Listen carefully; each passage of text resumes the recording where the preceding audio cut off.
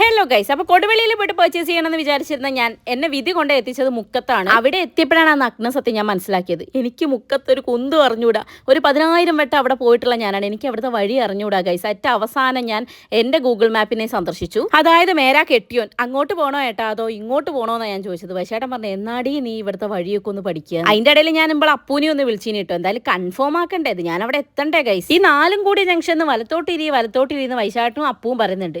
ഈ മുക്കത്താണ് 1004 കൂടി ജംഗ്ഷനും ഉണ്ട്. ഞാൻ എങ്ങോട്ട് തിരിയാനാണ് ഗൈസ്, നിങ്ങൾ പറ. എന്റെ കെട്ടിയോന്റെയും അനിയന്റെയും നാട്ടുകാരെയും അവസാനം ഗൂഗിൾ മാപ്പിന്റെ സഹായത്തോടു കൂടി ഞാൻ ഗൾഫ് ഗോൾഡിൽ എത്തിയിട്ടുണ്ട്. എത്ര വട്ടം വന്നു എന്ന് എനിക്ക് പോലും അറിയില്ല. എന്നിട്ട് ഞാൻ എന്തേ ഈ വഴി മറന്നു എന്നാണ് ഞാനിപ്പോൾ ചിന്തിക്കുന്നത്. ബൈ ദ ബൈ, ഇന്നത്തെ കണ്ടന്റിൽ നിന്നും ഞാൻ തെന്നി മാറുന്നു. ഞാനൊരു കുഞ്ഞു പാദസരം വാങ്ങിക്കാൻ വേണ്ടി പോയതാണ് കേട്ടോ. അപ്പോൾ ആർക്കാണ് ഈ പാദസരം എന്നല്ലേ, നമ്മുടെ ഫാമിലിയിൽ ഒരു കുഞ്ഞുമാവ് വന്ന പേര് നിങ്ങൾ അറിഞ്ഞിട്ടുണ്ടാവും. പുതിയ സബ്സ്ക്രൈബേഴ്സ് ഒക്കെ ഉണ്ട്. അപ്പോൾ ഒന്നുകൂടെ പറയാം, ഞങ്ങളുടെ അനിയൻ വൈശാട്ടിന്റെ അനിയൻ ഉണ്ട് കട്ട. അവനും കല്യാണിക്കും കൂടി ഒരു കുഞ്ഞു മോൾ ഉണ്ടായിട്ടുണ്ട്. അപ്പോൾ അവളുടെ നൂലുകെട്ടാണ് നാളെ. അപ്പോൾ ഞങ്ങൾ കൊടുക്കുന്നത്, ഞാനും വൈശാട്ടിനും കൊടുക്കുന്നത് ഒരു പാദസരമാണ് കേട്ടോ. എന്ത് വാങ്ങിക്കുകയാണെങ്കിലും അതൊരു ഡ്രസ്സാണെങ്കിൽ കൂടി അമ്മേനെ വീഡിയോ കോൾ ഇത് കാണിച്ചില്ല എനിക്കൊരു സമാധാനം ഉണ്ടാവില്ല കേട്ടോ. പിന്നെ ഇത് അമ്മ കൊടുക്കുന്നതാണ്. അപ്പോൾ അമ്മ ഇനി അതിനായിട്ട് വരണ്ടല്ലോ എന്ന് പറഞ്ഞിട്ട് എന്നോട് വാങ്ങിക്കാൻ വേണ്ടി പറഞ്ഞാണേ.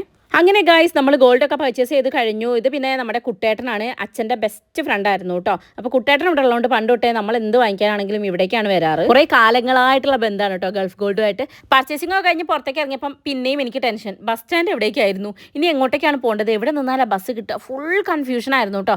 എനിക്ക് എന്നോട് തന്നെ വെറുപ്പുള്ള ഒരേ ഒരു കാര്യം ഇതാണ് ഗൈസ്, ഒരു സ്ഥലത്തേക്ക് എനിക്ക് വഴി അറിയില്ല. നിലാവത്ത് അയച്ചിട്ട കോഴി അല്ലെ പട്ടി ചന്തയ്ക്ക് പോയണമെന്നൊക്കെ പറയുന്ന പോലെ ഞാൻ അങ്ങനെ അലഞ്ഞിരിഞ്ഞ് നടന്ന് അവസാനം ഒരു ഫാൻസിയിൽ കയറി വാവയ്ക്ക് കരിവള വാങ്ങിച്ചു, കൺമഷി വാങ്ങിച്ചു. ഇതൊക്കെ നമ്മൾ പോകുമ്പോൾ കൊണ്ടുപോകുന്നതാണല്ലോ.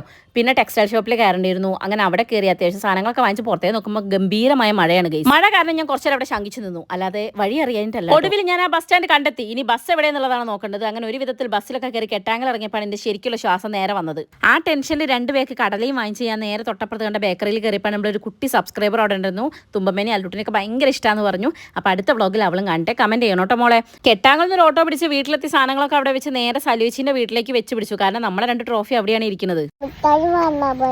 അമ്മ മുട്ടായി വാങ്ങിയിട്ടി പൊന്നെ, അമ്മന്റെ പൊന്നു ഉറങ്ങില്ലായിരുന്നോ?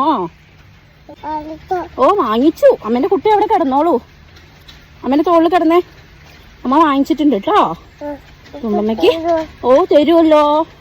തുമ്പമ്മയ്ക്ക് ഒരു മുട്ടായി വാങ്ങിയിട്ടുണ്ട്, ഒരു ഉടുപ്പ് വാങ്ങിച്ചിട്ടുണ്ട്. സന്തോഷമായോ? സന്തോഷമായി പറയും.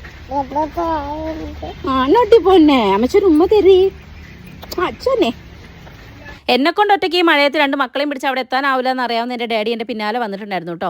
അങ്ങനെ പകുതി വഴി വരെ അല്ലൂസിനെയും അവിടെ നിന്ന് അങ്ങോട്ട് തുമ്പമ്മേനെയും വഹിച്ചുകൊണ്ട് ഡാഡി മുന്നിൽ നടന്നു, ഞങ്ങൾ പിന്നിലും നടന്നു. അങ്ങനെ ഒരു വിധത്തിൽ വീട്ടിലെത്തി.